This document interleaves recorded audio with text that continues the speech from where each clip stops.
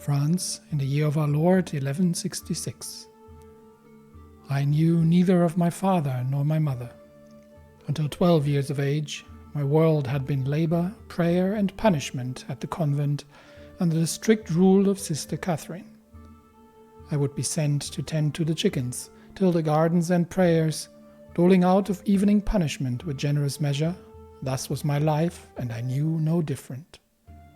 Food was never enough, and I learned early the cunning to steal what bread I could, and the strength to fend off others who would take it from me.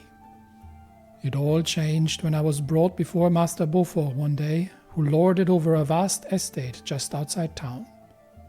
In his household, I was to become an apprentice in the art of the scribe and record-keeper, recognizing my aptitude in the matter, and yet again my day was filled with hard labor, only to study ledgers at night instead of the Lord's teachings. I, however, had no stomach for numbers, and would sneak away to study books about dashing rogues and their adventures in royal courts instead. Honest work keeps one's mind away from temptation, they say.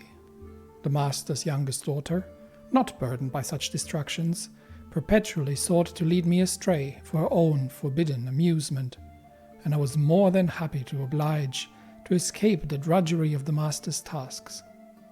What started with a stolen kiss behind the barn eventually became sweet, sinful moments spent in a bed of hay.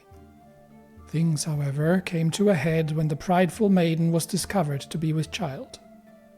My pleas and oaths to the Lord's name towards my innocence fell on deaf ears, and that very night I was flogged and then set on the road with what meager worldly possessions I had acquired, to leave and never return. I learned a lesson that day as to the nature of this world. Those in power can follow their wiles and desires, and those of lower standing will incur the punishment for their sins instead. On the dusty road towards the village, I came upon a crossroads in my mind, to curse the Lord and his indifference in the world which let such injustice go unpunished, and let my anger guide me to take what was so unfairly denied, or to accept his wisdom and my suffering, and become a stalwart defender of those who may yet face a similar fate. After a brief deliberation, I choose the former, and set forth on my journey with a new grim sense of purpose in my heart.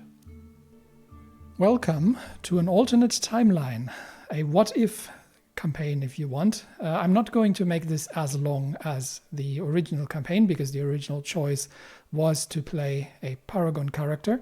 But this is Master Bernard of the Lion de Beauvais, if he had grown up ever so slightly differently, and his initial path in life and crossroads after he was evicted from his master's property had led him down a path of less virtue, let me put it that way.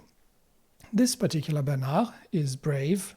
He is ambitious, but he is also deceitful. He has learned the hard way that he cannot trust anybody, and if he wants to get anywhere in life, he needs to take what he can. He has enjoyed somewhat of an education, but not much in the art of intrigue. He's obviously of indeterminate birth. He has learned early to write down his thoughts and let that guide him. And he is still hale of body. Obviously, his skills are much more in the field of intrigue, and he is still somewhat proficient in a scrap. But this Master Bernard of the Lion de Beauvais is going down a very different path. We have two camp followers. We have Guillemette the Shy, who cannot have children, but she is a schemer. She's a bit shy, but she's quite diligent in her work, and very versed in the art of intrigue, and shall be, I almost argue, shall be my tutor in this. And we have Rimbaud the Evil. He's a callous, vengeful, and brave man. Average in a scrap, but pretty good in thinking his way out of things. And he is most definitely a cruel man and is quite likely to harm others. So with these two together, we have made our way out of the village, and we will be looking to make coin predominantly, and to see that we can enjoy the riches in this world that can only be enjoyed by those who are willing to take them. We will obviously following the intrigue lifestyle for that, and the subterfuge, which is going to make the schemes faster and more secretive, and also in general give us the best lifestyle perks that we can get. So with that said, we do need a camp purpose, and generally I think in the previous one I have left that to the default. It's over here, to the Wanderers. But I think freebooters to get us more criminal contracts is what we want to do. So we'll be changing that camp purpose. And we'll have a quick look at the castle holding and see. So we have arrived at the castle in Paris and see what we can find. So, few places are as majestic as a castle, and Paris is no exception. French troops and banners are visible everywhere in the city. As we pass through the main gates, I spot a handful of guards peeking out from the embrasures above. Well, do have to keep an eye on these. Guillaumet looks around with a content face, seemingly enjoying the change in scenery. Let us have a look at the castle. Yeah, I think we probably shouldn't mess with them too much. The tavern is much more. Let's see who's telling a story here. We've got Gilbert, and we might. I'm not going to spend any coin for now, but we might learn something. Gained exotic marshal, but let us see who's up for recruitment. I think the only one here who would not wish coin would be Maurice. Let's see, Maurice the Chaste. He is quite skilled in the arts of martial. He is somewhat forgiving, but he is a greedy man, and as such, I believe he will be a boon to our purpose if he can bring his skills in battle. We'll bring him along. All right. The town crier might have lucrative opportunities. So talking to Beatrix here. Let's see what she's got for us. And with that, I believe we are done. And we have a few criminal opportunities. We can murder someone. We could provide some trickery, or we could heist the treasury. I believe the treasury is probably the most interesting at this point. So let us see if we can make some coin on the quick by those who have way too much for their own good. By the looks of it, Count Herbert of Vermandois, or Herbert maybe, he reminds all of the punishment for theft or conspiracy to commit theft, and the bounties for those suspected of such. Only I may access the treasury. Well, if he advertises it like that, who are we to refuse him? There is some danger in the forests around Marle, but before we go, let's see if our followers can take on any kind of position. Maurice would be good as a caravan master, so I think that would be a good position for him. We can get Rimbaud as our bodyguard and appoint him there. And Guillaumet the Shy would make a good second and give us additional points. So we will get her as my trusted teacher and confidant. And the two of us shall be devising new methods of relieving greedy nobles of their ill-gotten gains.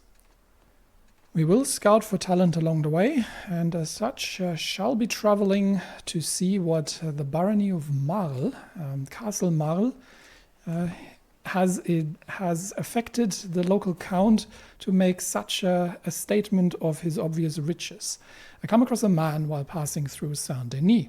He is confident and brushes off his shirt as I approach. I am tired of getting kicked out like a dog. No one respects me here, and everyone laughs as soon as Mathieu is uttered. Fools! Buffoons! I may not be the best, but I am willing, he says. For but a few pieces of gold, I will join your camp. So we could hire him as a stooge, but he's not particularly good at that. He is, however, pretty good at... Would we hire him even though the role... He's a pretty good scrapper. He's got 20 prowess. So in a fight, he would definitely be quite useful. We will pay him in food and clothes, and for now we will hire him as our stooge. But he might actually be useful in a different role. He's too smart for that. So obviously he doesn't have the highest opinion of me, but he would make a useful man to bring along. So we'll make our way in the autumn, and at the night by the campfire, long after night has settled, I find myself laughing, telling stories and drinking with Guillemette, Maurice and Rimbaud. I didn't know she had it in her, but Guillemette ends up telling a particularly ribald story about 4 peasants she had seen in Ile-de-France. After drying my eyes from the laughter and drinking a bit to clear my throat, I could tell a story of my own. I could do a diplomacy and intrigue challenge. Obviously, she's been my teacher, so I could tell a story of my own to get everybody involved, or ask her to tell me another story, and that would make her my friend. I think I'm just going to tell a story of my own, and we haven't known each other for that long just yet. Preliminary scouting around Marle suggests we might be able to get away with this. It's not the only place that Count Herbert keeps his coin, but his holdings here definitely have plenty, and the guards don't seem to expect hostilities. In other words, risky but doable. All we need is a cunning plan. So the Count of Vermandois is rumored to have apparently somewhat of a sizable possession. So we will see if we can break into his holding, and we'll do a balanced setup. So let's see who we can get. We have 2 roles of a thief, 1 role of a scout, the role of infiltrator, and footpad. So we're gonna get Rimbaud as thief. That gets the chance up quite a bit. We get Guillemette as the scout. That makes it even better. And now we can get Mathieu as another thief, or we still have the infiltrator and footpad. But Maurice is not particularly suited towards any of them. But Mathieu as the second thief, I think, is the better role. And then we'll get Maurice as the footpad, which somewhat reduces. Now we have a good chance, but it is taking forever to get there. We may have to, let's see, what if we get Mathieu as the infiltrator instead? That doesn't reduce it particularly much.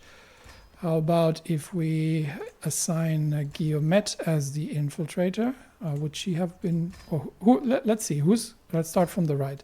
Who would have the best, so we get Rimbaud, and as footpad, that reduces it to 49 days, and Guillemette to 38 days, but the chance is miserable.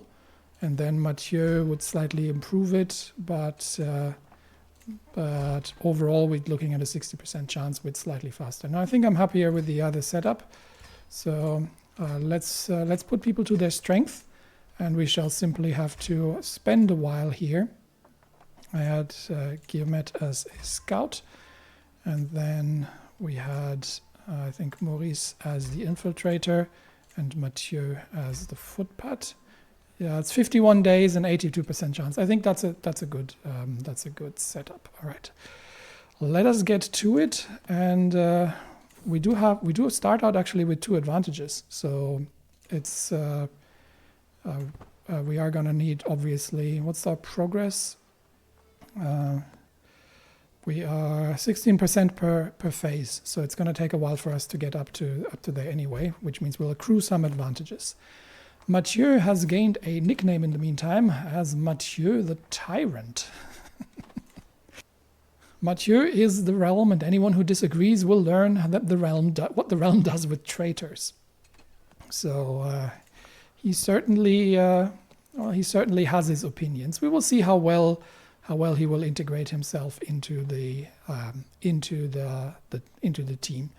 For now, we're going into November, and we are still scouting out and planning the actual heist. For now, we're going to need some more advantages to actually execute it, because we are all ambitious yet relatively new to this whole thing. So it is going to take a little bit. Our little forest of tents putting itself up every few evenings is something we've gotten very, very good at of late. First one, then another, with people and tools spreading out down the lines to help their neighbors in a model of speed and efficiency. Even Guillemette and Mathieu, who aren't generally known for moving in the same circles, are quietly humming along as they aid each other. A place for everything, and everything in its place. I would gain some... I could join them, but I'm far too ambitious for that thing. It's just good to see the two of them getting along with each other. Like imps tweaking the nose of St. Matthew, my band and I sneak into the treasury. A lock quietly picked here, a sentry judiciously stabbed there, and suddenly the wealth of Vermondois unveiled before us. Our sacks are filled as quickly as can be, and we're gone. Hang the consequences. Just hopefully, not us. And with that, I believe we have gained the gallows bait trade. Gallows bait obviously has some disadvantages because as we become more notorious, the local law enforcement will become more wise to our things, and we might actually be chased out of countries. So while it has its advantages, so the thief trade is going to give us improved intrigue, and but it just lowers the general opinion of things. It's also something to not gain too much notoriety. That said, we have there's more gold still after what we have stolen. So let's see how much more we can take. We filled our pockets with silver coins stolen straight from Count Herbert's treasury already, but there's plenty more of value to be found in his castle. Golden candlesticks, elaborate tapestries, finest linen clothing, sacred texts, and more. All the many accoutrements of the good Count likely takes for granted, but which to a humble freebooter represents profit. All we need to do is ransack the man's hearth and count home before we are discovered and hightail it out into the night. So we could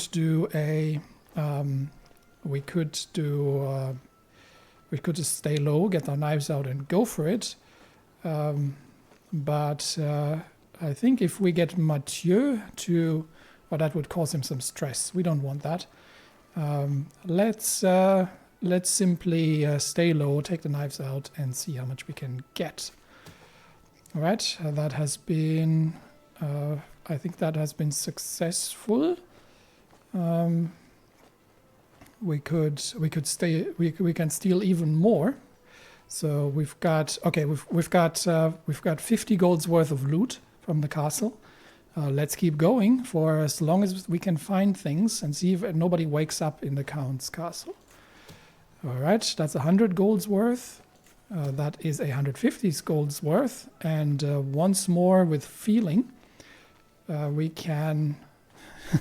we could go smash a door, but I think we can simply sneak around and steal the last remaining valuables from his castle before we make our way out of here. Mind the sacks and let's move. That's an additional 168 gold on top of the 110 10 gold's worth that we've already taken from the treasury. Like shadows in the night, we are away. The first roars of alarm and outrage are simply distant echoes by the time they reach our ears, the dull sound of far-off consequences contrasting meagerly against the absolute whole of stolen goods we find sat in our laps, a veritable treasure trove of fanciful trophies and precious metals. All right, the Count has the Count has obviously gotten a very low opinion of us, so it's time that I believe we leave this place. Return to the capital and see that we can find a fence where we can dispatch of these things relatively easily. I come across a woman while passing through Saint-Denis. She is confident and brushes her dress off as I approach. God be with you, I am Agathe, a resident healer and herbalist of Saint-Denis. Locals turn to me to treat what ails them, broken bones, rashes. I even deliver children from time to time. My passion for health and the humors fill me with wanderlust I desire to explore. Take mercy upon poor useless me, she grovels. I do anything for a coin. I'll even empty the latrines. All right, is she then capable of anything? She is very much not. She's a poet, but she's a terrible physician. And she's way too compassionate and zealous for our group. So, no, we have no use for her whatsoever. And we have returned to France for some lifestyle experience, where we now have sold our first haul and made a very, very decent amount of coin. That said, we still need a personal physician. That is quite important. We will see if we can get Maurice to improve his skills as he goes, or we can get him to stock up for travels for an additional traveling speed, although that would cost coin, which I am not particularly keen on. He would get... we'll leave it as is for now. For now, we have returned to the castle, and we can... we've sold our coin. We've made a good amount of money, and we will look for further lucrative opportunities in the lands of France and beyond until we are rich beyond of what we can imagine, and we can imagine a fair amount.